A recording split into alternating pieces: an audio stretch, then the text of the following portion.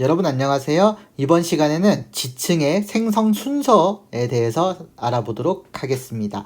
우리가 이제 여기 단어는 지구의 역사에 대해서 지금 학습을 하고 있는데요. 보통 역사라고 그러면 과거 어느 시기에 무슨 사건이 일어났는지를 알아보는 것이 이제 핵심이라고 볼 수 있는데, 우리가 이제 그동안 앞에서는 어떤 사건이 일어났는지를 알아볼 수 있는 방법에 대해서 이제 살펴봤었고, 이번 강의부터는 이제 어느 시기인지 요거를 알아볼 수 있는 두 가지 방법 중에서 오늘은 그 첫 번째 방법인 상대 연령이라는 거에 대해서 같이 한번 살펴보도록 하겠습니다. 자, 일단 시작을 하기 전에 우리가 이제 전체적인 내용을 다시 한번 좀 체크를 하고 가면은요, 앞에서 우리가 이 지구의 역사를 살펴볼 때 어떤 사건이었는지 또는 어떤 환경이었는지를 살펴보기 위해서 퇴적 구조, 그리고 퇴적 환경, 그 다음에 지질 구조에 대해서 살펴봤었습니다. 자, 오늘부터는 우리가 이제 언제 생성되었냐, 그 생성 시기에 대해서 살펴보는데, 이 생성 시기를 우리가 이제 상대 연령이라는 것과 절대 연령, 이렇게 이제 두 가지 측면으로 살펴볼 수 있는데요. 오늘은 그 중에서도 첫 번째인 요 상대 연령이라고 하는 개념에 대해서 살펴보도록 하겠습니다. 이 상대 연령하고 절대 연령은 우리가 이제 그 두 가지 방법을 모두 배우게 되는데, 이 두 가지 방법 중에서 하나가 어떤 것이 더 좋다, 또는 어떤 것이 더 나쁘다, 이렇게만 꼭 판단할 게 아니라 두 가지 방법이 서로 이제 약간 보완적인 관계라고 생각을 하셔도 크게 문제는 없다는 거.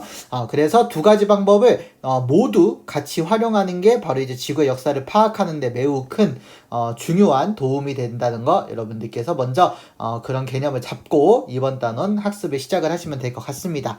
자, 그러면 오늘의 학습 내용을 같이 한번 살펴보도록 하겠습니다. 자, 오늘 배운 내용은 바로 여기 써있듯이 바로 요 이제 상대 연령이라고 하는 개념을 오늘 살펴보도록 하겠습니다.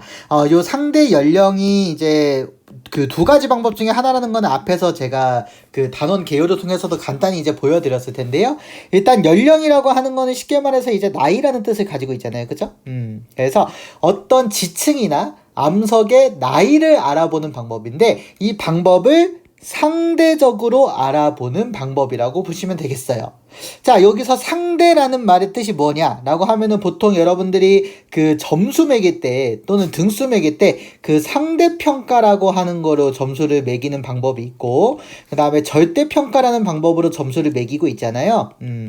자, 여기서 쓰는 요 상대라는 말하고 절대라는 말이 바로 여기에 쓰는 상대랑 같은 의미라고 보시면 됩니다. 여기서 상대평가라고 하면 뭐예요? 내가 다른 학생들에 비해서 얼마나 잘했는지를 표시해준 그런 방법이죠.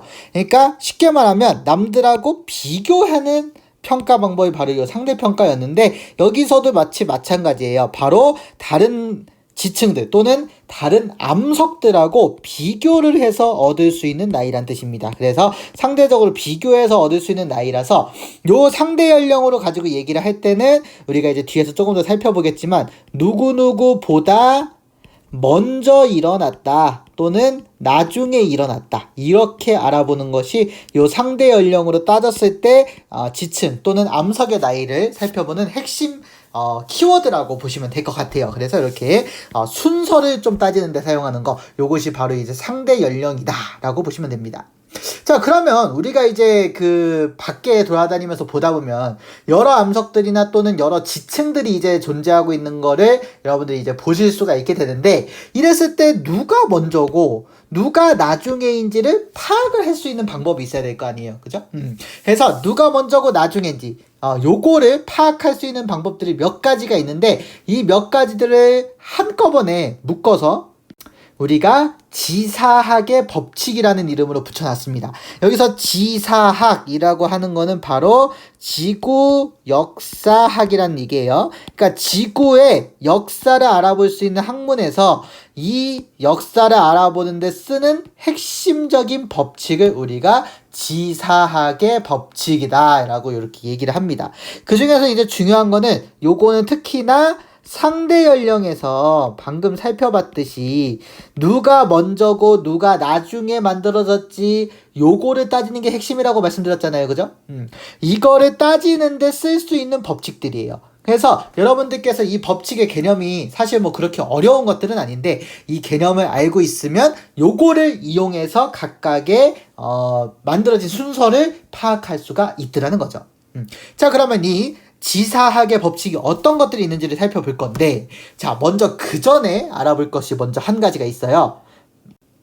이 지사학의 법칙을 우리가 쓸 수 있으려면 이 허턴이란 사람, 여기 오랜만에 사진이 나왔는데, 이 허턴이란 사람이 만들어낸 동일과정의 원리라는 것이 먼저 얘가 전제 조건으로 좀 필요합니다, 여러분. 얘가 전제 조건이에요. 그러니까 요 원리가 먹힌다, 실제로 이 원리대로 움직인다 라고 하는 것이 맞아야지만 우리가 지금부터 얘기할 지사학의 법칙이라는 것도 그대로 적용을 할 수 있다라는 거예요. 그래서 여기 이제 전제 조건으로서 꼭 필요한데, 자, 이 동일 과정의 원리, 여기 보면은 과정이 똑같대요. 그죠? 과정이 똑같다는 원리인데, 자, 이게 무엇이냐? 자, 우리가 사실 과거에 어떤 식으로 지각 변동이 일어났는지를 알 수가 있을까요? 그죠? 과거의 지각 변동. 사실 이걸 알 수 있는 방법은 딱히 없습니다. 그쵸? 왜냐면 이제 제가 그 과거에 가서 직접 살펴본 게 아니기 때문에. 그쵸? 그렇기 때문에 완벽하게 무슨 일이 있었는지를 정확하게 알아낼 수는 없다는 건데, 자, 근데 이거를 사실 알지 못하면 과거에 지각 변동이 어떤 방식으로 일어나는지를 알 길이 없어요. 근데 사실 뭐 지구의 뭐 여러 가지 물리 법칙이나 또는 자연적인 현상 또는 자연적인 법칙들, 이런 게 과거와 현재가 엄청나게 다를 거냐라고 생각하면 여러분들이 생각해도 그러지 않을 가능성이 높죠. 그거를 명문화시킨 게 바로 이 동일과정의 원리라고 생각을 하시면 돼요. 이 동일과정의 원리가 뭐냐 그러면, 자, 지금 우리가 관찰할 수 있는 현재의 지각 변동이 있는데, 이 현재 지각 변동 과정을 우리가 이제 살펴볼 수가 있죠. 얘는 현재 관찰이 가능합니다, 여러분. 그죠? 얘는 관찰이 가능해요. 근데 이 관찰한 과정에서 예를 들어서 뭐 A, B, C 순서로 지각 변동이 일어났다고 해봅시다. 그러면 이 순서가 그대로 과거에도 똑같이 일어났을 거라는 거예요. 자, 그래서 이 현재 지각 변동 과정 그대로 과거에도 똑같이 A, B, C 순서대로 일어났을 것이다, 이렇게 얘기하는 것이 바로 동일 과정의 원리라고 보시면 되겠습니다. 그러니까 사실 과거의 지각 변동의 과정을 이 현재 거를 통해서 이제 알아보는 거죠. 그러니까 요게 이제 맞으면 요것도 맞을 거다라는 건데, 사실 이게 둘이 안 맞으면 어떨까요? 둘이 안 맞으면은 사실 우리는 과거의 지각 변동 과정 자체를 파악할 수가 없게 돼요. 그죠? 왜냐면 과거에 무슨 순서로 일어나는지 알 길이 없어지기 때문에. 근데 어쨌든 우리가 보통 상식적으로 생각하기에는 현재 일어나는 순서가 과거에도 똑같이 일어났을 거라고 충분히 예상을 할 수 있잖아요. 그래서 이제 그렇게 우리가 먼저 전제 조건을 깔고 간다고 보시면 되겠습니다. 그래서 요 동일 과정의 원리를 허턴은 아주 유명한 말로 이렇게 정리를 했는데요. 뭐라고 했냐면 요 말로 했어요. 현재는 과거를 푸는 열쇠이다. 그러니까 과거에 일어난 일을 우리가 파악하려면 지금을 보면 된다. 왜? 과거의 지각 변동 순서가 지금의 지각 변동 과정과 똑같을 것이기 때문에. 그래서 이렇게 과거를 파악하기 위해서 현재랑 똑같을 거다라고 먼저 전제 조건 깔고 가는 거, 요게 바로 동일 과정의 원리다. 그렇게 살펴보시면 되겠습니다. 자, 그래서 우리가 이제 지금 일어나고 있는 지각 변동이 과거에도 똑같이 일어났을 거라고 가정을 하고, 이거를 바탕으로 해서 현재 파악한 것들을 바탕으로 옛날에 지층이 만들어진 순서를 파악할 수 있는 바로 이 지사학의 법칙 5가지를 지금부터 같이 한번 살펴보도록 하겠습니다. 자, 첫 번째로는요, 수평태적의 법칙이에요. 자, 수평태적의 법칙, 이름만 봐도 아실 수가 있고요. 앞에 강의에서도 이제 말씀을 드린 적이 있는 부분이기 때문에 간단히 말씀드리겠습니다. 자, 퇴적이 일어나는데 어떻게 일어나느냐? 수평으로 일어난다는 거예요. 우리가 이제 저기 앞에서 말씀을 드렸을 때 퇴적이라고 하는 거는 일반적으로 별로 특이한 케이스가 아니면 무조건 물속에서 일어난다 그랬었죠. 자, 그래서 물속에서 일어나는데, 여기 보면은 지금 요렇게 해수면이 분포를 하고 있습니다. 그죠? 요렇게. 여기가 이제 해수면이에요. 해수면. 자, 해수면을 보니까 여기에서 해수면이 요렇게 분포를 하고 있습니다. 그렇죠? 이쪽에서는 요렇게 분포하고 있을 거고. 자, 이 해수면에 똑같이 나란하게 퇴적이 된다라고 하는 게 수평 퇴적의 법칙이에요. 그래서 보니까 지금 여기 지층도 요렇게, 여기 지층도 요렇게, 요 지층도 요렇게. 그래서 완전히 일치하지는 않지만 대략적으로 해수면에 평행하게 이렇게 쌓이고 있는 거 여러분들께서도 충분히 그림으로 확인하실 수 있죠. 이렇게 수평적으로 쌓인다. 이것이 바로 수평 퇴적의 법칙입니다. 이거 어떻게 나눴다고요? 지금 퇴적물 쌓이는 거 보니까 수평으로 쌓이거든요. 그래서 과거에도 똑같이 수평으로 쌓였을 것이다 라는 거예요. 그래서 이렇게 이제 수평 퇴적의 법칙에 따르면 모든 지층들은 이렇게 수평 방향으로 이렇게 쌓이는 수평층이라고 부르는데요. 요거를 요런 형태로 쌓인다 라는 거를 밝혀낸 거예요. 그러면 만약에 어떤 내가 지역에서 지층을 봤는데 지층이 이렇게 경사져 있어요. 이거를 이제 소위 경사층이라고 부르는데요. 이렇게 경사져 있으면 뭐 어떤 걸까요? 쌓일 때 처음부터 이렇게 경사져서 쌓였을까요? 아니죠. 분명히 쌓일 때는 무조건 수평으로 쌓이기 때문에 이렇게 쌓인 다음에 무언가 지각 변동을 받아서 경사가 졌다라고 해석을 할 수 있는 거예요. 그래서 이 경사층이 있다라고 하면은 퇴적 이후에 무언가 지각 변동을 받았다.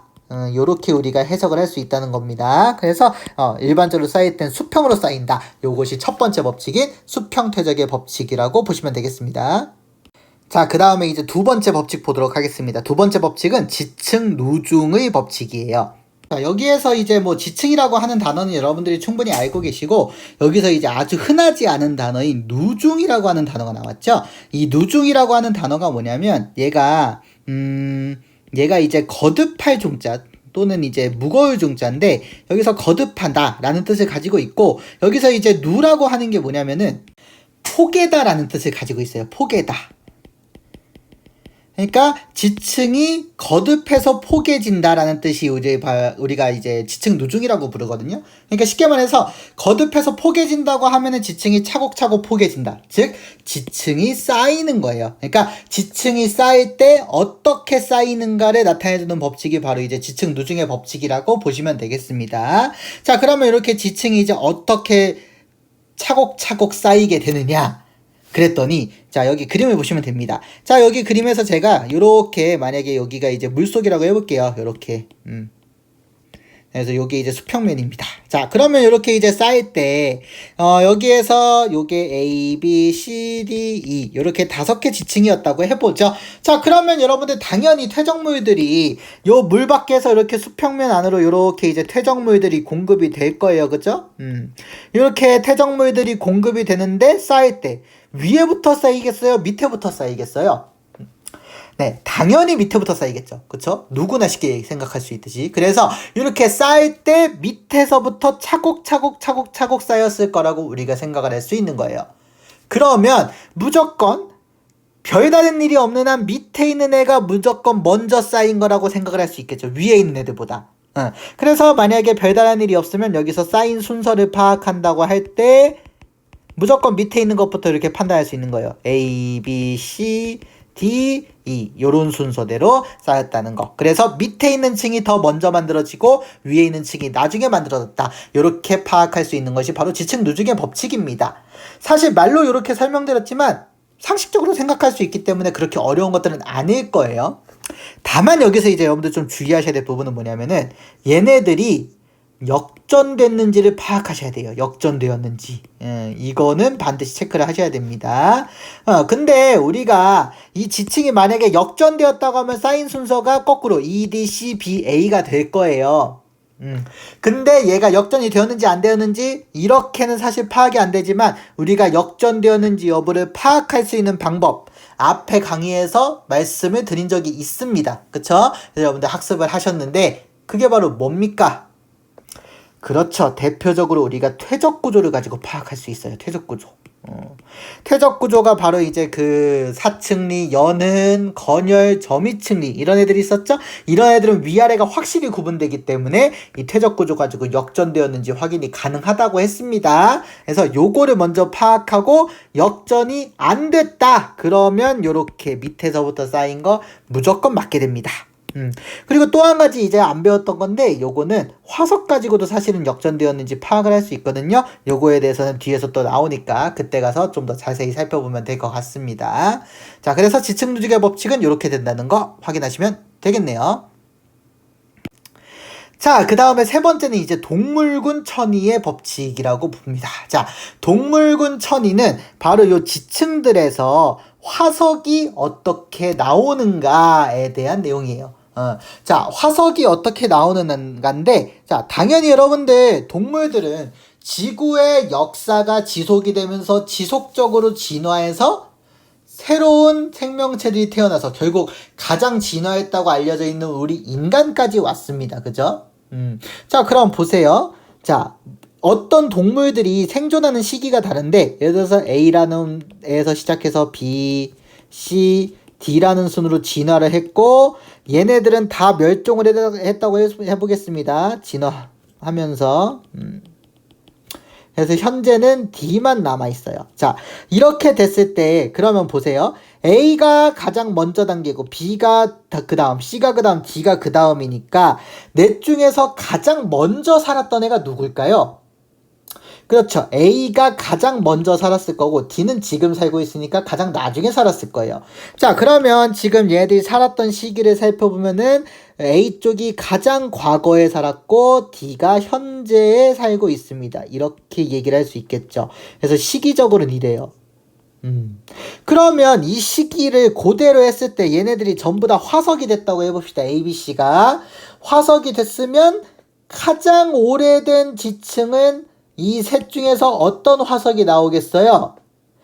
그렇죠. A 화석이 나오겠죠. 그러니까 오래된 지층일수록 진화가 덜 된 생명체의 화석이 나오고, 최근에 가까울수록, 즉 나중에 생긴 지층 또는 암석일수록 더욱 진화한 생명체에 해당하는 화석이 나온다. 요것이 바로 동물군 천위의 법칙이라고 보시면 되겠습니다. 그래서 간단히 적어드리면은 새로운 지층일수록 진화한 화석이 나온다. 이렇게 우리가 파악할 수 있습니다. 자, 그래서 요거 예를 다시 한번 써보면은, 여기에서 예를 들어서 여기에 A 화석이 나왔다. 근데 여기도 A 화석이 나왔어요. 그리고선 여기에서는 B, B 이렇게 화석이 나오고, 여기선 C, C 이렇게 화석이 나왔다고 해봅시다. 그러면 당연히 얘네들이 쌓인 순서를 파악할 수가 있다는 거죠. 1, 2, 3, 4 오면은 대략적으로 쌓인 순서가 1, 2, 3, 4, 5 순서대로 쌓였다는 거 파악할 수 있죠. 어떻게? 이 화석들 보고요. 가장 A가 오래된 화석이기 때문에 얘가 가장 먼저 만들어진 지층일 거다. 그렇게 우리가 충분히 파악할 수 있죠. 이렇게 파악할 수 있는 법칙이 바로 여러분들 동물군 천위 법칙이고, 사실 얘는 역전이 안 됐기 때문에 방금 앞에서 살펴봤던 지층 누적의 법칙을 그대로 이용할 수도 있습니다만, 화석이 나온다고 하면은 화석 보고선 얘가 역전됐는지 안 됐는지도 사실은 파악할 수가 있죠. 그래서 우리가 방금 살펴봤듯이 화석이 만약에 최근에 나오는 화석, 요 C 화석이 가장 밑에 층에 있고 A 화석이 가장 위에 층에 있어요. 그러면 쌓인 순서가 반대가 되겠죠. 그러면 이 지층은 역전됐다. 이렇게 이제 우리가 얘기를 할 수 있는 건데, 여기서는 제가 들어드린 예에서는 어쨌든 밑에 가장 오래된 애가 살았으니까 그냥 평범하게 쌓인 그런 지층이라고 볼 수가 있습니다. 자, 어쨌든 이렇게 동물들이 화석들이 있는데 진화한 순서를 우리가 이미 다 알고 있기 때문에 그걸 바탕으로 하면은 옛날의 지층과 나중에 생긴 지층 충분히 구분 가능하다는 거, 요게 바로 동물군 천위의 법칙이라고 보시면 되겠습니다. 자, 이제 네 번째 법칙으로 들어가 보도록 하죠. 네 번째 법칙은 관입의 법칙입니다. 관입이라고 하는 거는 우리가 앞에서 그 지질구조 얘기를 할 때 분명 얘기를 했던 거죠. 관입이라고 하는 게 뭐였습니까? 그쵸? 기존의 기반암을 마그마가 뚫고 들어간 거죠. 그쵸? 그런 다음에 이 뚫고 들어간 마그마가 나중에 굳어서 관이밤이 된 건데, 이렇게 얘기했을 때 이 관이밤은 전부 다 당연히 화성암이죠. 그쵸? 마그마가 굳어서 생긴 거니까. 자, 이렇게 해서 만들어졌을 때 사실 앞에서 이건 이미 얘기했었습니다. 기반암하고 관이밤 중에 누가 먼저 만들어졌다는 거예요? 그쵸? 다들 알고 계시다시피 기반암이 먼저 있었다가 그 기반암의 마그마가 뚫고 들어와서 관이밤이 됐기 때문에 무조건 관이밤이 나중에 만들어졌다는 거죠. 요게 사실은 관입의 법칙입니다. 자, 그래서 여기 앞에 보니까 여기 이제 가운데에 사진이 하나 있는데요. 자, 가운데 있는 요게 이제 관이밤입니다. 관이밤. 그리고 그 주변에 있는 게 이제 기반암이에요. 그러면 여기 있는 기반암들이 무조건 먼저 만들어지고 나중에 얘들을 이렇게 뚫고 들어온 관이밤이 더 나중에 만들어진 암석이라는 거 이렇게 쉽게 확인할 수 있죠.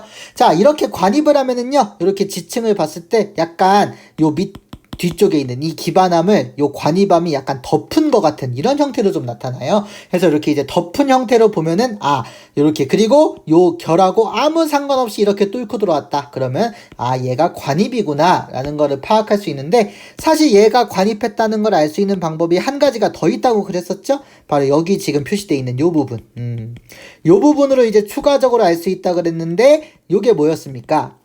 그쵸. 여기 이제 관입을 하는 과정에서 매우 뜨거운 마그마가 여기에 있게 되면서 이 마그마로 인한 열 때문에 여기의 암석이 마치 구워지는 것처럼 된다고 했었어요. 그래서 이제 앞에 강의에서 제가 말씀드렸다시피 그 도자기 굽는 거랑 비슷하게 이렇게 이제 기존의 암석의 성질이 완전히 변하게 한다고 했었는데, 이렇게 되는 거를 뭐라고 부른다고 했습니까? 그쵸? 변성작용이 된 부분이라고 했었죠? 그래서 이 변성작용된 부분이 이 관이밤 근처에 이렇게 나타나면은 얘가 확실하게 관입으로 들어온 암석이구나 라는 거를 이제 우리가 쉽게 파악을 할 수가 있습니다. 요게 바로 이제 관입의 법칙이고요. 순서는 이렇게 되고요. 자, 근데 여기서 중요한 거는 얘가 실제로 관입이냐 아니면 화성암이 그냥 땅 속에서 뚫고선 땅 밖으로 분출이 됐느냐, 이거를 파악하는 게 굉장히 중요한데요. 이게 왜 중요하냐면은 얘가 관입을 했는지 아니면 분출을 했는지에 따라서 만들어지는 순서가 달라지기 때문입니다. 만들어지는 순서가. 자, 다시 한번 말씀드리면 관입은 뚫고 들어온 거예요. 그쵸? 기존 암석을. 분출은 뭡니까? 우리가 보통 이제 화산 분출 얘기할 때 이 분출이라는 단어를 많이 쓰는데, 어쨌든 뚫는 건 맞아요. 그쵸? 기존의 암석 지역을 얘가 마그마가 뚫고선 얘는 그냥 나오는 거예요. 어디로? 지상으로. 요거를 알아보기 쉽게 다시 쓸게요. 죄송한데. 자, 뚫고서 지상으로 나온 겁니다. 관입은 어때요? 지하에서 끝난 거고, 분출은 지상 바깥으로까지 나온 거. 이렇게 우리가 이제 구분을 하시면 되는데, 자, 이 경우에 각각을 어떻게 해석하는지 밑에 이제 그림을 제가 2개 넣어놨습니다. 자, 요거를 같이 보면서 얘기를 하죠. 자, 지금 보니까 여기 왼쪽에 있는 애는 관입을 한 애고요. 오른쪽에 있는 애는 분출한 애입니다. 자, 그러면 얘가 이제 관입인지 분출인지 어떻게 파악하느냐. 그것이 중요하죠. 자, 이거를 파악하는데 핵심은 뭐냐면요, 바로 요걸로 파악하시면 돼요. 아까 봤던 변성작용이 일어난 부분이요. 또는 이제 교재마다 또는 문제마다 다른데, 이 부분은 이제 변성 영역이라고도 부릅니다. 어쨌든 성질이 변한 지역을 보통 찾으시면 돼요. 자, 이렇게 이제 됐을 때 어쨌든 마그마가 엄청나게 고온이기 때문에 기존의 암석이 있으면 그 암석이 이 마그마 때문에 마치 구워져서 변성이 된다라고 방금 전에도 말씀을 드렸습니다. 자, 그래서 왼쪽 그림 보니까 왼쪽 그림에서 여기 지금 빗금친 부분 보이세요? 네. 자, 이 빗금친 부분이 바로 이제 변성작용을 받은 영역이에요. 자, 그럼 보는데 지금 보니까 이 관입판에는 요 주변에 전부 다 빗금이 쳐져 있는 거 여러분들 확인하실 수 있죠? 이렇게 전부 다 빗금이 쳐졌다는 건 뭡니까? 이 C 그리고 A 요 2개의 암석이 기존에 있었는데 갑자기 B라고 하는 관이밤이 뚫고 들어와서 이렇게 만들어졌다는 거 파악할 수 있죠. 그러니까 요 C까지 변성작용이 나오는 거예요. 그래서 이렇게 이제 우리가 얘는 관입이라는 거를 이렇게 이제 파악을 할 수가 있고요. 헷갈릴 것 같아서 한 번 더 써드립니다. 오른쪽은 어떠냐? 자, 오른쪽은 보니까 지금 이 빗금친 게 역시 변성작용을 받은 지역인데요. 얘는 위에는 없고 밑에만 잔뜩 있는 거 확인하실 수 있죠. 밑에만. 그렇다는 건 뭐예요? 이 마그마가 분출될 당시에 A는 있었다는 거예요. 그죠? A는 있었기 때문에 이렇게 이제 구워지면서 변성이 됐습니다만, 여기 C는 어떻습니까? C는 변성된 게 없죠. 변성되기 없다는 건 뭐예요? 기존에 여기에 암석이 아예 없었다는 거예요, C지역에. 그럼 뭡니까? 원래 암석이 없던 곳에 B라는 화성암이 그냥 뿜어져 나와서 땅 밖으로 나왔다 라고 해석을 할 수가 있는 거죠. 그래서 얘는 분출이라는 이름이 붙는 겁니다. 그래서 얘는 분출이에요. 자, 그럼 어때요? 여러분들 제가 간단히 설명을 드렸지만 핵심적인 거 파악해드리면 얘가 관입이냐 분출이냐 파악하려면 화성암 위쪽에 변성된 부분이 있는지 없는지를 파악하는 게 가장 핵심인 겁니다, 여러분. 이렇게 파악했을 때 위쪽에 변성된 부분이 있다 라고 하면 얘는 관입인 거고요. 아니다 그러면 분출이라는 거 여러분들 확인하실 수가 있더라는 거죠. 자, 그래서 이렇게 했을 때는 그 다음에 이제 추가적으로 보조적으로 살펴보면 얘는 관입을 하면서 포획작용 일으키기 때문에 포획암이 나오고요. 여기는 어때요? 분출한 곳은 여기가 땅 밖이었죠? 그러니까 땅 밖에 있다 보니까 풍화 침식 받아서 마치 기저여감 같이 이렇게 나오는 알맹이들이 존재할 수 있다는 거 이렇게도 파악을 할 수가 있습니다. 자, 이렇게 했을 때 각각 만들어진 만들어진 순서를 좀 파악해보면 관입 같은 경우에는 기존에 A랑 C라는 암석이 있었던 거죠. 거기를 B가 뚫고 들어온 겁니다. 여기서 A, C는 왜 순서가 정해지나요? 하실 수 있는데 요거는 역전이 안 됐다는 가정하에 지층누중의 법칙 적용시킨 거예요. 밑에 있는 애가 먼저니까. 그렇게 보시면 됩니다. 자, 그 다음에 분출 같은 경우에는 어때요? 기존에 A라는 암석이 있었고 B라고 하는 암석이 분출을 한 다음에 나중에 C가 쌓였죠. 요렇게 되기 때문에 관입이냐 분출이냐에 따라서 여러분들 이거를 해석을 정확히 해야지만 어때요? 순서가 틀리지 않을 수가 있죠. 그렇기 때문에 여러분들 관입인지 분출인지 파악하는 거 굉장히 중요한 포인트입니다. 여러분 반드시 잘 기억을 해두시기 바라겠습니다. 자, 이렇게 해서 이제 네 번째로 관입의 법칙까지 살펴봤고요. 마지막 다섯 번째인 부정합의 법칙 같이 한번 살펴볼게요. 사실 부정합이라고 하는 것도 우리가 앞에서 이미 지질구조에서 살펴봤었죠. 부정합은 뭐였습니까? 정합이 아닌 거였어요. 그죠? 정합이 아니다. 즉 정합은 어떤 지층 하나가 쌓인 다음에 곧바로 여기서 곧바로가 뭐 내일 이런 건 아니었어요. 약간의 시간 차이는 좀 있습니다만 어쨌든 거의 연속적으로 쌓인 거를 정합이라고 했었죠. 근데 그게 아니면 부정합이니까 어때요? 둘 사이의 시간 차이가 굉장히 크다라는 거죠. 그래서 여기서도 사실 우리가 앞에서 배운 내용 그대로예요. 부정합이 일어난 거를 파악할 수 있는 게 이제 부정합면을 기준으로 했을 때 이 부정합면 기준에 아래층하고 위층이 있는데 얘네들 사이에는 어떻더라? 그렇죠. 아주 긴 시간 간격이 존재한다는 거. 요게 바로 부정합의 법칙이었습니다. 그래서 밑에 이제 제가 예제 그림 하나 넣어놨는데요. 자, 요거 보시죠. 여기에 여러분들 부정한 면 이렇게 표시되어 있는 거 확인하실 수 있죠. 얘가 이제 부정한 면입니다.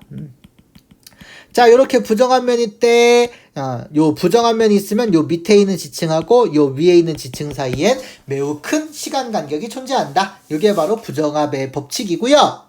여기서 보조적으로 한 가지만 더 살펴보면 이 부정합의 종류는 뭘까요? 그렇습니다. 지금 정답 얘기하시는 분들도 있는데 부정합 종류 얘기할 때는 먼저 요 부정합면 아래쪽에 화성암이나 변성작용 받은 데가 있는지 파악하시라고 했죠? 근데 지금 이 경우에는 없습니다. 그러면 난정합은 일단 제외고 아래쪽이랑 위쪽이랑 나란하면은 평행부정합, 기울어져 있으면 경사부정합이라고 했었는데 요 경우에는 밑에랑 위에랑 서로 각도가 일치하지 않죠. 경사가. 그렇기 때문에 얘는 경사부정합이 됩니다. 그쵸? 얘는 경사부정합. 혹시 부정합 내용 까먹으신 분들 위해서 간단히 한번 복습을 해봤습니다. 그래서 이렇게 이제 경사부정합으로 이루어져 있는데 어쨌든 핵심은 이 부정합면을 기준으로 했을 때 요 위층하고 아래층 요 둘 사이엔 큰 시간 간격이 있다는 거 파악하시면 되겠습니다. 자, 이렇게 해서 이제 우리가 이 상대 연령이라고 하는, 즉 누가 먼저 만들어지고 누가 나중에 만들어졌는가 이거를 파악하는 데 쓰는 상대 연령을 적용하는 데 필요한 법칙 5가지에 대해서 알아봤습니다. 어쨌든 핵심은 뭐냐면 현재 일어나고 있는 사건을 기반으로 해서 과거에 일어난 순서를 파악하는 거라는 거. 이게 바로 이제 허턴이 얘기했던 그 동일과정의 원리고요. 어쨌든 얘네들이 만들어질 때 무조건 수평으로 쌓이고 쌓일 때는 밑에 층부터 쌓이기 때문에 밑에가 무조건 오래된 거고 다만 이제 예외적으로 관입을 하면 관입한 게 나중에 그쵸? 부정합이 일어나면 둘 사이의 시간간격이 크고 그 다음에 역전됐는지 안 됐는지는 또 화석 가지고도 파악할 수 있다는 거 여러분들 이렇게 우리가 살펴보시면 되겠습니다. 자, 그래서 이제 우리가 이제 이 앞에서 살펴본 지사학의 법칙들을 가지고 이 상대 연령을 좀 따져 볼 건데요. 상대 연령에서 여러분들이 좀 체크를 해두시고 가셔야 될 부분이 좀 있어요. 상대 연령에서 어쨌든 핵심은 뭐냐? 누가 먼저 만들어졌고 나중에 만들어졌느냐? 바로 이제 순서 따지기라고 제가 초반부터 말씀을 드렸었죠. 그렇기 때문에 여기서 알 수 있는 거는 첫 번째, 얘네들은 무조건 발생 순서만 여러분들 판단할 수 있다는 거.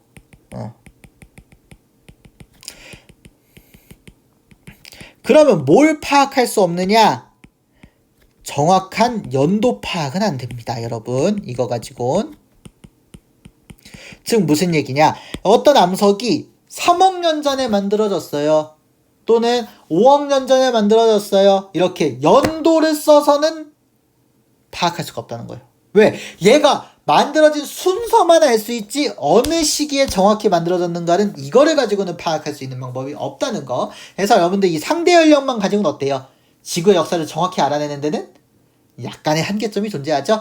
왜냐하면 이제 우리가 또 궁금한 게 몇 년 전이냐, 이것도 굉장히 이제 중요한 포인트 중에 하나인데, 이 상대 연령 가지고는 순서만 따질 수 있지 이게 어느 년도냐 이거는 따질 수가 없기 때문에 여러분들 상대 연령은 그런 한계점은 좀 가지고 있습니다.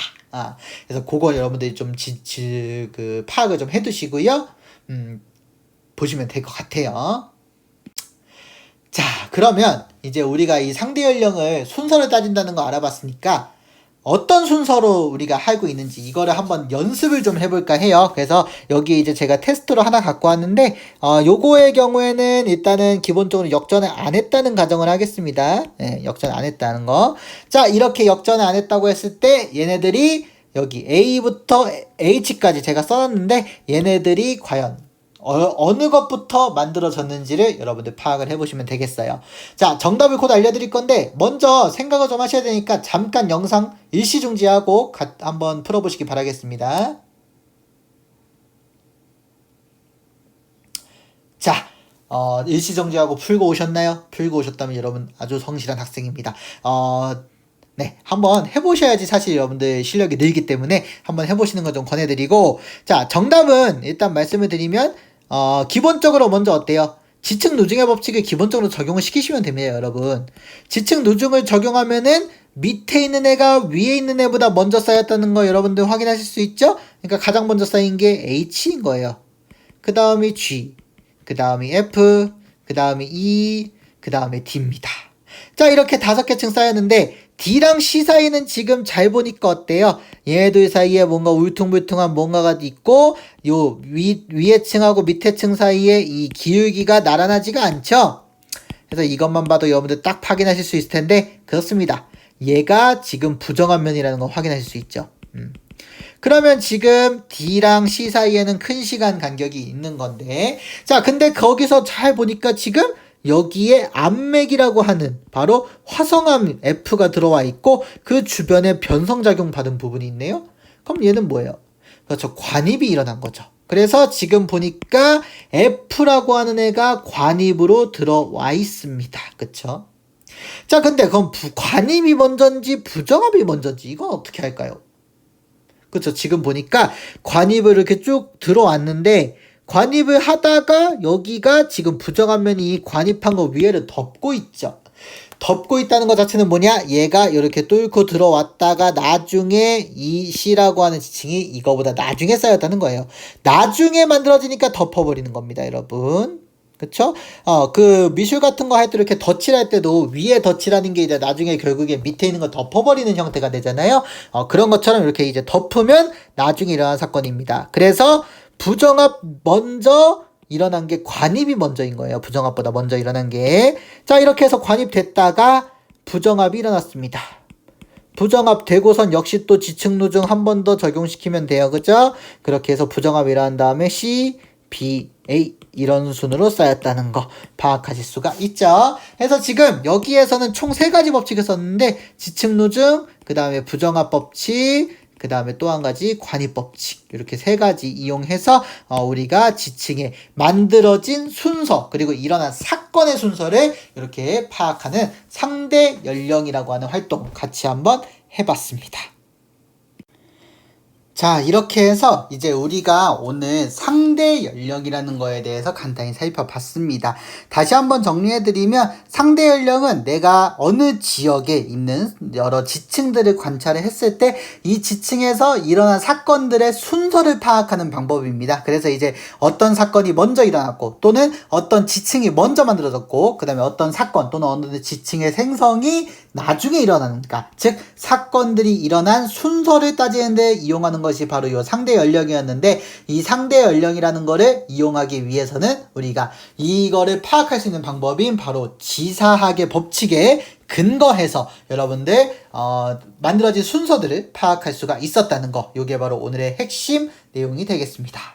자, 이렇게 해서 이제 오늘의 강의는 이걸로 마쳤고요. 다음 시간에는 이제 뭐에 대해서 살펴볼 거냐면, 우리가 이렇게 한 지역에서 어떤 지층이 먼저 만들어졌는가는 이제 파악할 수가 있게 됐는데, 그러면 우리가 알고 있는 여러 지역들, 그러니까 전 세계에는 수많은 암석들이 있는데 이렇게 멀리 떨어져 있는 암석들은 과연 어떤 순서로 만들어졌고 또 어느 지역에 있는 암석들은 동시에 만들어졌는지, 이거를 파악하는데 요 상대 연령을 어느 정도 활용을 할 수가 있거든요. 그래서 요 상대 연령을 이용해서 멀리 떨어져 있는 지층들의 생선 순서를 결정할 수 있는 바로 이제 지층 대비라고 하는 거에 대해서 살펴보도록 하겠습니다.